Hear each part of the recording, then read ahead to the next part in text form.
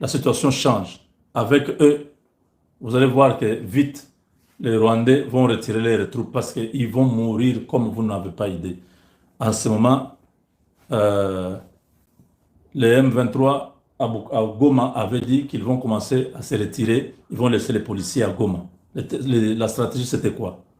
C'était pas qu'ils quittaient Goma pour rentrer au Rwanda. Nous tous, on avait pensé à ça. Mais on a vite compris qu'ils quittaient Goma pour aller renforcer les fronts d'Ouvira et ouvrir la route pour Kalemi. Quand les Wazalendo ont compris que tous les militaires qui sont à Goma sont en train de venir pour venir forcer le passage vers Kalemi, ils se sont mobilisés, ils sont devenus, c'est comme si même les morts ont ressuscité. Ils ont tenté, ça n'a pas marché. Ils sont en train de vouloir contourner, ça ne marche pas. Parce qu'aujourd'hui, les violents combats, quand vous entendez violents combats, c'est que les Wazalendo ont vraiment fait un grand travail. Bravo à ces compatriotes, bravo à tous les leaders de Wazalendo, le général Yakutumba, le général Foka Mike, le général Ngomazito et les autres qui sont là. Ce sont des noms que nous apprenons au fur et à mesure que la guerre continue. Donc, tous ces gens-là, prions pour eux, que Dieu leur donne encore la force de défier et d'humilier l'armée rwandaise. Quand ils vont voir des corps étalés, ça va être la fin de leur aventure au Congo. Nous sommes ensemble. Les FARDC ne bloquent pas les Wazalendo, mais qu'ils les aident à faire le travail parce que eux, c'est l'armée du gouvernement qui ne puisse pas entrer là-bas parce qu'on va dire non, voilà, ils ont violé, c'est le fait. Les M23 a déjà fait aussi un communiqué, hein. Ils sont habitués comme ça. Ils viennent, ils attaquent les gens, après ils commencent à se plaindre. Maintenant, on les a bien servis. Je crois que là où Bissimo et Nanga qui disaient que non, cette fois-ci on va aller jusqu'à Kisangani, hein, ils pensaient qu'ils vont passer par Chabunda pour aller jusqu'à Kisangani. Toutes les voies, vous avez entendu Yakutumba, il dit quoi? Toutes les voies sont bouchées. Ils vont passer par où? On les attend qu'ils viennent. On va les servir. Nous ne pouvons pas permettre que ces étrangers rwandais viennent prendre nos terres. Ça ne se fera pas. Cette détermination-là est communiquée dans chaque gène Wazalendo. Ils sont tous morales unis. Ils ne sont pas dans ces histoires-là de compromission. Ils sont déterminés. Et quand le M23 verra qu'il a perdu sur le terrain, ils vont chercher des négociations. Donc, ces histoires de Doha, il faut oublier. Depuis que les Congolais belé 100% va soutenir Moutamba, Constant Moutamba, toujours dans posa, il y a Moutamba dossier et commis wapi, les autres qui wapi. On va attentivement pour l'analyse. Dossier Moutamba, il y a tout comme la 5e édition et procès Nini ezali koleka. La raison à moi si maman muke la première édition tout monde qui wapi Moutamba Sambaki, 2e édition même 3e édition ti to komaki la 4e édition tout monde qui ba espère ba yebaki na koya ba yebaki na kotalisa oyo ezanini ba yebi na kotalisa noir sur blanc bleu sur pembe. C'était comme ça. Tout le monde va développer ba lobby ceux qui a déplacé qui boy ceux qui a sala qui boy. Certains balobés ça m'a bien, nous balobés ça bien, donc on était dans les bons termes. Lobby dans les lots, tout le monde dit moi changement il y a mon makambu par rapport à dossier Constant Moutamba. Bokota, tout bandasko yoko solo. Ba yebi na kosambisa Constant Moutamba et pas ba juge. Ba yebi na kolandela. Le problème est que toujours clarté exacte. Malgré bazo pesa, bazo affirmer bon makambo lobami, malgré bazo solo la Moutamba, mais toujours on a toujours clarté exacte. Wapi ba yeba ki na ko solo na Constant Moutamba, les ministres de la justice, ba avocat ya Moutamba ba lobby, ba avocat ya Moutamba ba pesi message na bango. Vous pouvez pas le solo la bino bandoko na ngai, bokota encore pour s'abonner massivement. Congolais alingi Moutamba makasi biso pe ba jeune to 100% Moutamba po Moutamba azal jeune oyo aye ko réveiller conscience de justice. Justice na biso elalaka. Justice na biso ebanda sous pour répondre te. Mais tout le monde quand Moutamba il était venu na bokonzi na mandat na yo asali na selon poste ne ba pesa que tant na yo elekisi dans tout le monde qui moi ba résultat ya malamu. To kozonga sima muke tout le monde qui opération dogo et lokoti ba kuluna donc na kotanga bino na ba commune mususu po au moins na kuluna na miso et comment un peu passe. Et comment un peu passe. Mais depuis kaka ba ko annoncer que Moutamba sali kuluna ezongi en désordre. Tout le monde qui ba jeune ba comment na moi conscience moi makambo ba sala eloko bazo analyser. Mais Moutamba bana ba longolier au monde que moi avant et après c'est un peu différent. Tout le monde Moutamba a une idée à quelque soutenir à quelque bongisa pour ba bengi prison na biso ya makala. Avant prison ya makala ezaki un peu bizarre. Bon excusez-moi en termes so c'est pas la montée mais quand Moutamba il était venu comme ministre tout le monde abandi na la consultation abandi kolandela ba oyo bakanga bango ba mapangu ba mama oyo bazo ba mapangu na bango lakini sala marato mokonzi moko boyo intel asepeli na place ofutelaka omona akomi otya lupangu no misu suka omona landeli ekomi complication balongo babiloko wana esalamaka tuko na Moutamba eyaki omona akomi koconsulte alandeli orécupéré oyo eza ya yo bato ebele basepelaki na bageste wana tolongo wana toke na prison abongisi prison makala voler bakuluna oyo bakangamaka ou bien ba innocent oyo bazaka na prison bakanga bango sans koyeba basali nini Moutamba yaki balandelaki nyonso Moutamba bimisi ba oyo baza ba innocent ba oyo basamba te bato so babeta ba 10 ans basamba te Moutamba ye okomona ke bato wana babimaki na mesure de grâce omona pe ekotaki prison ekomaki propre bambetu par rapport à ezalaki avant tolongo wana Moutamba comment vous travaillez le rôle ayende aza pe le roi gouverneur ya Kinshasa beaucoup mona ke moi bopeto et comment il peut kokota na babisika mususu boya bana ko mais lelo oyo chose grave to yo komona dossier eye ko bima Moutamba a détourné 19 millions oyo wapi batindaki et soutenir et soutenir RDC. Toyo komona ba espère ba ekoya na kozala un peu moins bref juste na peu ça bino bobo comprendre po dossier Moutamba ngo ezobima na ba version ebele tozo ba sous de vérité eza wapi les ngai vi kana za sur le terrain na communicateur na bino nazaki sur le terrain na zwa qui vraiment information fiable. Nous avons posé tout prendre tout analyser sur Moutamba. Bon commenter, bon liker vraiment. Ce que moi je remarque, vous savez ce que je remarque, pour partager pendant l'émission na biso. Moutamba dossier Ebimi a détourné 19 millions. A détourné 19 millions pour les alliés ba victimes pour ba kufaki ba massacre pour ba tindaki na compte de justice. Na normalité ya makambo mbongo batindaki na compte ya justice ne ako présenter yango na secrétariat na ye secrétariat na ye ne akobimisa yango et pas ya premier ministre ya kopesa rapport c'était comme ça est-ce que batindaki mbongo ministre ya justice aboyaki ko informer ou informaki tout ça clair informaki oyo azali mokonzi na ye mais louche pesa wana tozoye baté informé et komaki na point nini mais avant mbongo baya kosala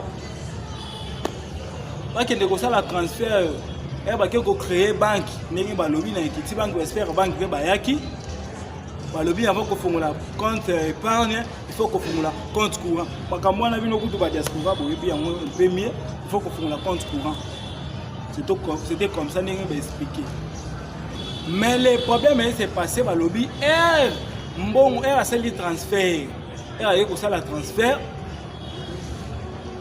eza infraction pour jamais okoki kozwa mbongo oyo batindeli yo exemple mbongo eza wana mpona mosala batie na numéro na yo na pesi juste exemple yo ozwa yango sa kotuna mokolo ou soit responsable wa tindelaki yo na déplacer donc yo ozwi directement au déplacer balobi yango nde ekoze problème bon ba espère ba meki ko landela balobi d'autre part ils aura problème d'autre part ils a problème ceux qui wapi basala qui wapi bayebaki na ko mema oyo ezali compte bancaire wapi bachaki mbongo bon topandi biso analyse totali tolandeli dossier mutamba non bandeko na ngai faut ko soutenir oyo azali ndeko na biso na kombo ya conseil mutamba ancien ministre 19 millions de dollars na kotangela bino notice moko le ministre de la justice Constant Mutamba est jugé pour un détournement présumé de 19 millions de dollars. Wapi balobi a détourné. Ba message ezobima ebele. Ba message ezobima ebele tantôt détourné, tantôt a détourné. Mais Mutamba na ba propos na lui-même alobi mbongo ezali na compte atikala ko simba ata 100 francs te salela ngo eloko te. Hein? Tous allez un peu compréhensif côté wa.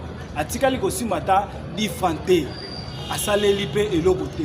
Mais comment mutu oyo yibite ou soit comment mutu oyo batindeli 39 millions lié à poni ayiba kaka 19 millions. C'est que muyibi on a un expert te. Et puis moi on peut bayibi eza toujours wana etikali ko kitate etikali ko matate soto ke na babenga oneni wapi bagena ko sa ko solola na société Zion bona ko tonga ya construction wapi basalaki ba accord na bango ba négociation na bango babandaki na montant ya avant ko basa la construction il faut pas payer ça 39 Mutamba justice peut ça vu que mon zaya mabone ba tonga prison na 39 millions mais les ministres a solola ki na bango ba suki na affaire moko ya ba 29 à 19 millions de ba solola ki mais malgré bazaki malgré ba kona bango ba komaki ba yokanaki mais eloko esalemaki yake eloko esalemi etelaki salama ezaki ba déplacer mbongo bazwa oyo ayokanaki batia pour kavo ebanda mais esalami pété ba déplacer pété musala pe na montant oyo babandaki bayokananaki bien te mbongo toujours et ça toujours na compte mbongo etel ko déplacer te bon s'abonner massivement bon commenter bandeko na ngai tozo développer tozo solola tozo évoluer pesa nga mato inga na peso info ko partager image te soutenir biso bandeko na yo hein soutenir biso bandeko oyo ya yo to senyo mbongo te mais ce que tu as l'image na biso ce que partager et ko sala biso énormément kitoko makasi 19 millions et ça toujours na compte 19 millions et tikali ko kende pa imoro te 19 millions Mutamba zu yango ta kena ngwe pa na yete ba jeune faut fongola misu pour lelo Mutamba basali yango na Mutamba lelo oyo eloba mibongo na Mutamba a détourner mais biso toyebi ceux qui mutu a détourner hein ceux qui mutu a détourner mbongo ezalaka susu te mais mbongo oyo ba détourner eza toujours na compte mbongo ba détourner eza toujours na compte wana nde ezokamusa ngai ba oyo ba détourna na mboka oyo hein basali bolobelaka bango te mais ya Mutamba bokena ngo pressé bomemi on a système à vote qui est pour qui est contre maboko tomba mikaka lelo lobile ba mememba moko eloko ezokamusa na nga moko na bino to yebike tozokamwa ezaki bazo affirmer bazo confirmer mais mbongo ezali toujours na compte ezali ko déplacer te toko sauter na dossier Mutamba na koyeba na kozonga bino na koyeba na kozongela bino mais na meka ko talisa bino ma eyali ko salema na est du pays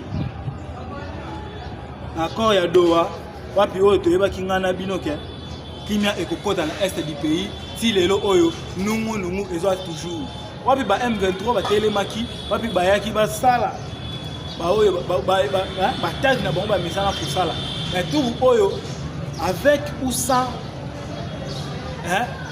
avec ou sans l'Amérique ou sans les États-Unis, Fatih Berton a décidé sécurité et à la macasse. Tout le monde wapi gouvernement a sécurité na kotuma gouvernement a sécurité tout le monde va changement tout le monde va permutation et salamé tout le monde va nani bazar ba tché la défense banani bazar ba banani ba tché ba ministre de la défense banani oyo pe bazar ba ministre délégué la défense tout le monde va bon excusez et là tozo ko senga na bae bazali na fond ba wazalendo ba FARDC na biso o ba bundaka toujours o ba pesa ka biso force o ba pesa ka biso force o ba soutenir toujours peuple congolais et ça trahison il faut ici là o ba meka ki ko attaquer Uvira mais tout le monde réplique et ça la même point nini pour na kata armée na biso sécurité zali ba o ba tikali Borotier la biso ba général ba colonel ba major oyo bakendaka bazwi mbongo ya bangula bazwi mbongo ya ba Rwanda bakomi koteka information ya mboka wana nde tolingi te wana tolingi te to se soutenir biso na biso to se soutenir vraiment biso na biso bandeko na ngai vérité ezali na dossier ya Mutamba procès et katanité procès et silité les allègues suite et fin de tokanisaki maintenant va prolonger en gros les 27 ne ba koyeba na ko et ba suite et fin Mutamba il est condamné ou pas Mutamba azana soutien ya président ou pas Mutamba aibaki réellement to aibaki te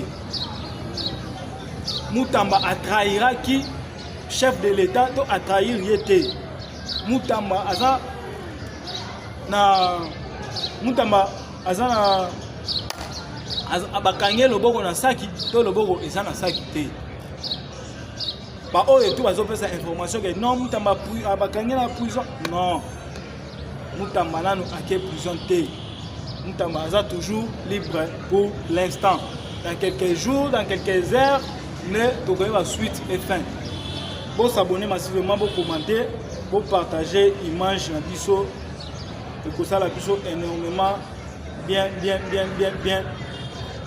nanga asuki na yena Kagame nanga asuki na yena Kagame na partenaire privé na bango Kabila soni lati ba uti ko kende a ko trahir biso ne ba misala ko trahir biso na bango na président ya Braza oyo na kombe ya Sasunge sungana toyebi et on a vu mutu so alia na oyo bien absolument bien faut ça toujours mayele na simazo bombelo nini et mususu ba gentillesse mususu oyo mutu ko lakisa yo avant yo ko lakisa gentillesse il faut oyer ba gentillesse ko azo lakisa ngai pourquoi eza sincère te Sassou, président Sassou, Tomoni Aoutaki Koyamba, Joseph Kabila, ancien président de Bisso. Oyo basolo laki nakati, nangana yo toyebite. Oyo Tomoni Zagaka, Sassou boye. Mais na Braza wana soki lelo ba infiltrer ba kota na kata Kinshasa. La plupart infiltration et utaka na nzela Braza ne ba gutela ka Braza ba kota liboye. Mais Moudouana au moins sur la bien le président Félix. Mais aux hommes permettre ya koyamba mutu moko aboma kanaye ba peuple congolais soit boma congolais azomona ngo problème te ba massacre to mona ba M23 ba boma en réalité ça ba tête bazali po to tient exemple ba policier na biso baza ba ko continue été avant na yemo ka boite akiobeta ba massacre na nzoto. Il faut ordre et outa. Ordre wana et outa et pas banane. Et pas ya bango et pas Kabila et pas Nanga et pas Kagame.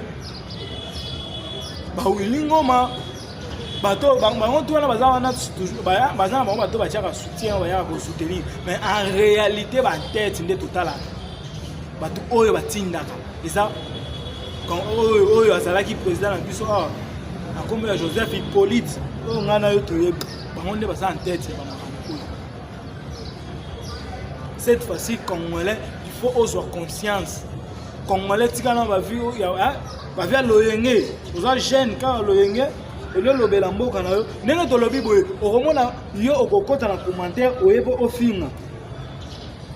ofinga mais yo poza mieux placé ya kopesa information lokola nga ndo oza wana oza mieux placé ya kopesa information mpona nga tokokebisa mwana Museveni wapi azoya lisusu na ba azolinga aya na baje moko boye wana natangela bino mwa message moko wana moni ndoki ya nanga oyo apesaki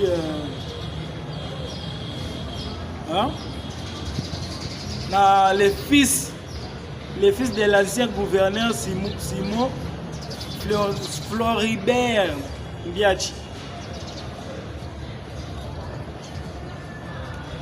Eloko ezokamusa ngai eza bajene biso bajene tolingi vi ya mbangu mwana ancien gouverneur Floribert oyo Simon Floribert a rejoindre AFC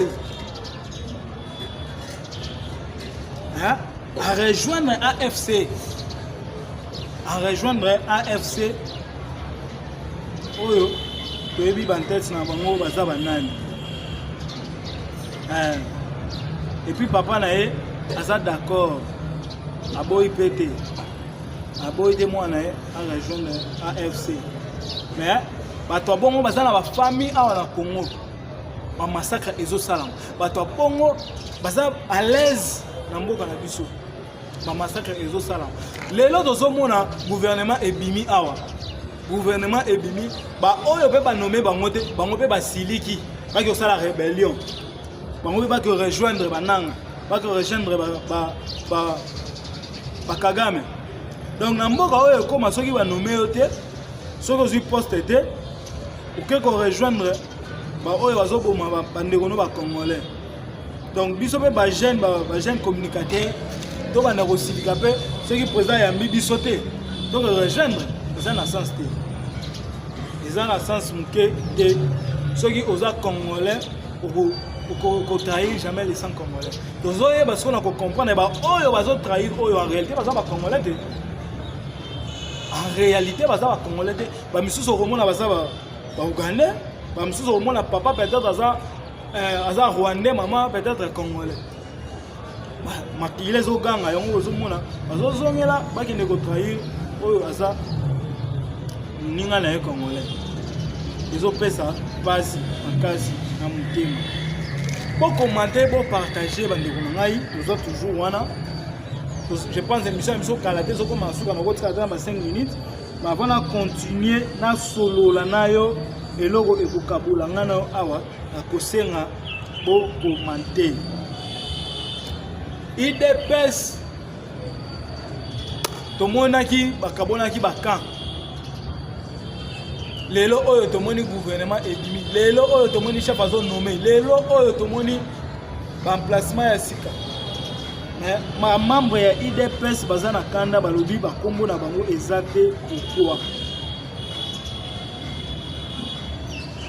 te pourquoi tokoyeba na kosolola bandeko balandi baza na posa information bandeko balandi balingaka parti au pouvoir makasi nakoconseiller na bino nakoconseiller na bandeko tu ya baparti politique bandeko tu bo baza na baparti politique chef de l'état aza mwana moke te chef de l'état aza papa na biso nyonso na Congo ndako na ye ekozala na bamésentente po asala bana plaisir il faut bino na bana boluka boyokana bozala bomoko soki bokomi bomoko okomona papa ozala na esengo ya kobenga oyo abengi oyo akoza bien ayambi bino so yo ozolinga chef de l'état ayamba yo bomoko eza te bino na bino olingani te oliaka esika moko te olingi mokonza mboka ayamba yo wana na se napesi bakulutu conseil napesi bakulutu conseil po aza na moto ya koloka ayoki po mpa boyi décision eza toujours na ngambu na bino décision eza toujours na ngambu na bino tokopesa bonne chance na biso na baministre tout oyo bakoti sika baministre tout oyo basali bapermutation na baoyo bayebi na kointegre topesi susu félicitations et puis encouragement na ministre na biso ya jeunesse oyo akoti sika nzambe pena azala na ye kombo ya ministre na biso excellence Coutinho topesi yo mbote mama place ozali nzambe oyo azalaka na yo ayeba toujours na kopesa sagesse na intelligence ogérer bajeune mpo kogérer bajeune eza mosala moko okocroire te epuis bajeune ya mboka nini ya Congo banzambe abatela bapesoka makasi ya kosala mosala no kitoko.